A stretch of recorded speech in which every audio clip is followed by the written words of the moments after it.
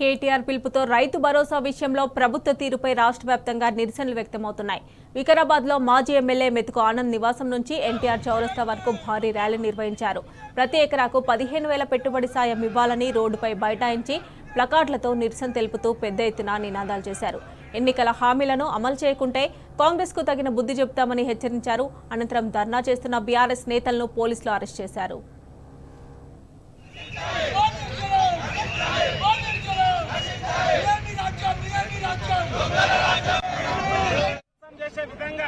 Election టైంలో లోపల రైతు బంధును రైతు భరోసాగా మార్చి ఎకరాకు 15,000 ఇస్తాడు. ఈ రోజు ఎంతో దాన్ని సంవత్సరం కాలం నానబెట్టి ఈ రోజు ఎకరాకు 12,000 ఇస్తానని నిన్న డిక్లేర్ చేయడం జరిగింది. మరి అదేవిధంగా రైతు రుణమాఫీ ఏదైతే ఉందో మీరు డిసెంబర్ 9 తారీఖు ముందు బ్యాంకులకు 2 లక్షల లోన్ తెచ్చుకోమని చెప్పిండు. రాష్ట్ర వ్యాప్తంగా బీఆర్ఎస్ నేతల అక్రమ అరెస్టుల పర్వం కొనసాగుతుంది. హన్మకొండ జిల్లాలో రైతుల తరపున పోరాటం చేస్తున్న బీఆర్ఎస్ నేతలను పోలీసులు అక్రమంగా అరెస్ట్ చేశారు.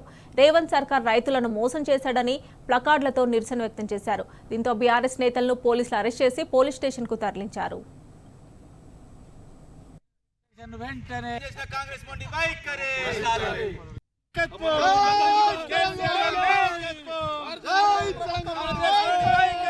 ఇదే వేదికగా రాహుల్ గాంధీ ప్రకటించిన రైతు డిక్లరేషన్ వెంటనే, ఇదే ఆర్ట్స్ కాలేజ్ గ్రౌండ్ లో రాహుల్ గాంధీ ప్రకటించిన రైతు డిక్లరేషన్ వెంటనే సిగ్గుశరం ఉంటే రాహుల్ గాంధీ ఇదే ఆర్ట్స్ కాలేజ్ వేదికల రైతు డిక్లరేషన్ ప్రకటించిన వెంటనే రాహుల్ గాంధీ ప్రకటించిన రైతు డిక్లరేషన్ సభ ఆర్ట్స్ కాలేజ్ నుంచి డిమాండ్ చేస్తా ఉన్న ప్రభుత్వం వెంటనే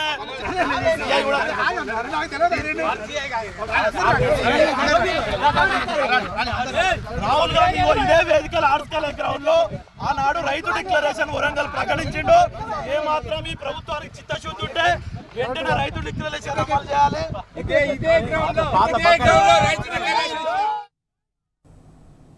సీఎం డౌన్ డౌన్ నినాదాలతో యాదాద్రి భువనగిరి జిల్లా హోరెత్తింది. కాంగ్రెస్ పార్టీ విధానాలను నిరసిస్తూ భువనగిరిలో బీఆర్ఎస్ నేతలు ధర్నాకు దిగారు. ఎన్నికల ముందు ఇచ్చిన హామీ మేరకు రైతులకు రైతు భరోసా అమలు చేయాలని డిమాండ్ చేశారు. ఎకరాకు 15,000 పెట్టుబడి సాయం చేయకపోతే భవిష్యత్తులో కాంగ్రెస్ పార్టీకి తగిన గుణపాఠం తప్పదని హెచ్చరించారు.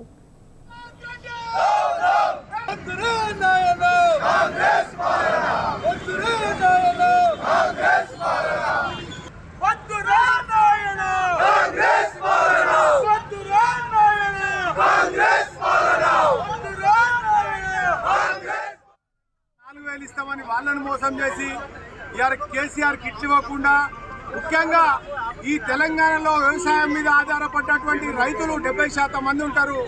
వాళ్లకు మాయమాటలు చెప్పి కేసీఆర్ ఇచ్చే 10,000 ఇస్తుంటే కాదు మేము వచ్చిన తర్వాత డిక్లరేషన్ చేసి అబద్ధపు హామీలు దొంగ హామీలు ఇచ్చినటువంటి రేవంత్ రెడ్డి ఈ రోజు ప్రజలను మోసం చేస్తూ రైతులను మోసం చేస్తూ మేము అంత ఇవ్వలేము అని చెప్పి నడి బజార్లో సిగ్గు తీసుకుంటున్నటువంటి రేవంత్ రెడ్డికి సిగ్గు రావాలి. రైతు ఏడ్చిన రాజ్యము, ఎద్దేడ్చిన వ్యవసాయము ఈ ప్రపంచంలో ఎక్కడ మనుగడ సాగించలేదు. దొంగ హామీలు ఇచ్చి ఇలా వ్యవసాయం కుంటుపడే విధంగా ప్రవర్తిస్తున్నటువంటి రేవంత్ రెడ్డి ప్రభుత్వానికి మేము హెచ్చరిస్తున్నాము. ఇమీడియట్లీగా రైతులందరికీ కూడా, వ్యవసాయం చేసే రైతులందరికీ కూడా 15,000 ఇవ్వాలి. అదేవిధంగా కౌలు రైతులకు 15,000 ఇవ్వాలి. బాకీ పడ్డటువంటి రైతు కూలీలకు కూడా 12,000 ఇవ్వాలి. ఇంతకు ముందు 2 పంటలు పోయినాయి. వానాకాలం పంట పోయింది, అప్పటికే యాసంగి పంట పోయింది. కాబట్టి ఆ పంటలను కలిపి కూడా 17,500 రూపాయలతో పాటు ఈ కాలం పంట యాసంగి పంటకు 7,500 రూపాయలు చెల్లించాలని ప్రభుత్వం డిమాండ్ చేస్తున్నాము. ఈ హామీలు నిర్వర్తించకపోతే మిమ్మల్ని నడి బజార్లో ఎండగట్టి ఈ రేవంత్ రెడ్డి ప్రభుత్వము గద్దె దిగే వారు పోరాటం చేస్తుందని తెలియజేస్తున్నాము. జై తెలంగాణ, జై కేసీఆర్.